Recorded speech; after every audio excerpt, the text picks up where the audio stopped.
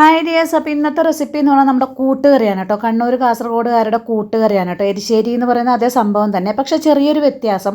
മറ്റ് സ്ഥലങ്ങളിലൊക്കെ കടലപ്പരിപ്പ് ചേർത്തുണ്ടാക്കുമ്പോൾ ഞങ്ങളുടെ നാട്ടിൽ മാത്രം ഇത് കടല ചേർത്തിട്ടാണ് കേട്ടോ ഉണ്ടാക്കുക. നമ്മുടെ സാധാരണ കറി വെക്കുന്ന കടല തന്നെ ചേർത്തിട്ടാണ് ഉണ്ടാക്കുക, കടലപ്പരിപ്പല്ല.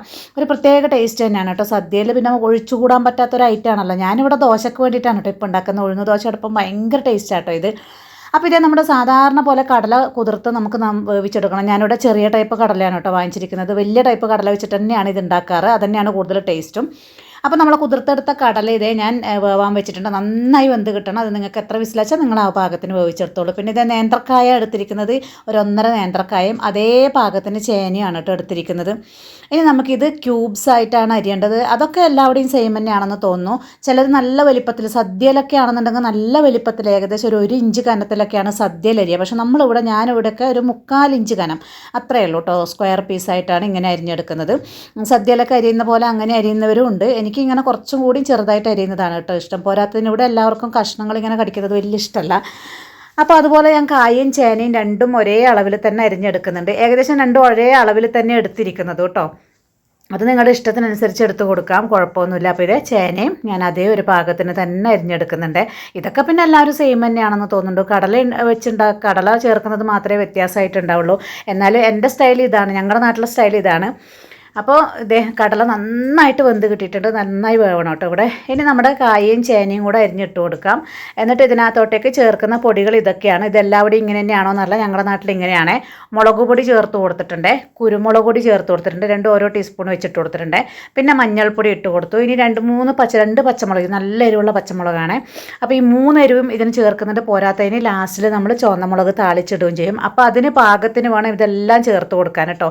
എന്നിട്ട് ആവശ്യത്തിന് ഉപ്പും കൂടെ ചേർത്ത് കൊടുത്ത്, വെള്ളം വേണമെങ്കിൽ ചേർത്ത് കൊടുത്തിട്ട് ഒറ്റ വിസിലടിച്ചാൽ മതി. അത് അവിടുന്ന് വിസിൽ വരുന്ന സമയം കൊണ്ട് ഇതേ നമുക്ക് തേങ്ങ ചിരകിയെടുക്കണം. നന്നായിട്ട് തേങ്ങ വേണം കേട്ടോ ഇതിന്. അതാണ് ഇതിൻ്റെ മെയിൻ എന്ന് പറയുന്നത്. ഇതിൽ നന്നായിട്ട് തേങ്ങ എടുത്തിട്ടുണ്ട്. ഏകദേശം ഒരു 1.5 മുറി, അതായത് ഒരു 3/4 തേങ്ങയോളം ഞാൻ എടുത്തിട്ടുണ്ട്. അതിൽ 1/3 ഭാഗം അരപ്പിനും 2 ഭാഗം നമ്മൾ വറുത്തിട്ടാണ് കേട്ടോ ചേർക്കുക.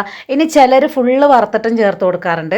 അപ്പോൾ അങ്ങനെ ചെയ്യുകയാണെങ്കിലും കൂടുതൽ ടേസ്റ്റ് തന്നെയാണ്. എന്നാൽ എനിക്ക് ഇത്തിരി അരപ്പിലും കൂടെ വേണം. അപ്പോൾ ഞങ്ങളുടെ വീട്ടിലൊക്കെ ഇങ്ങനെ അരപ്പിലും കൂടെ കുറച്ച് അരച്ചിട്ടും കൂടെ ചേർക്കും കേട്ടോ.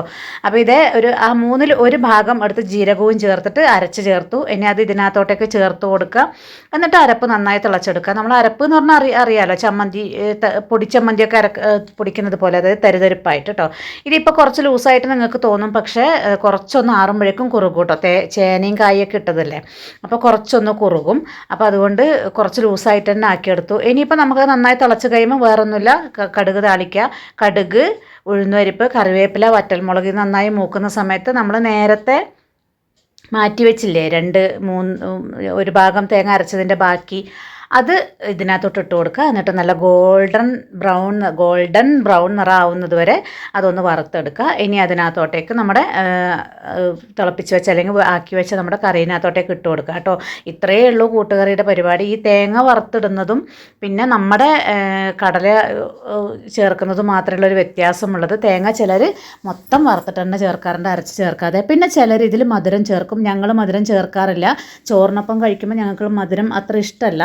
ഇന്നിപ്പോൾ ഞാൻ ദോശയ്ക്ക് വേണ്ടിയിട്ടാണ് ഉണ്ടാക്കിയത് കേട്ടോ. ഞങ്ങൾക്കിവിടെ ഉഴുന്ന് ദോശയോടൊപ്പം ഇത് ഭയങ്കര ടേസ്റ്റാണ്. ഇതുവരെ കഴിച്ചിട്ടില്ലാത്തവർ ഒന്ന് കഴിച്ച് നോക്കിക്കോളൂ കേട്ടോ. പിന്നെ ചപ്പാത്തിക്കും ഞാനിത് ഉണ്ടാക്കി കൊടുക്കാറുണ്ട്. അപ്പോൾ ഇതാണ് കേട്ടോ ഞങ്ങളുടെ മലബാറുകാരുടെ കൂട്ടുകറി. അപ്പോൾ ഇഷ്ടപ്പെട്ടാൽ സപ്പോർട്ട് ചെയ്യാൻ മറക്കല്ലേ.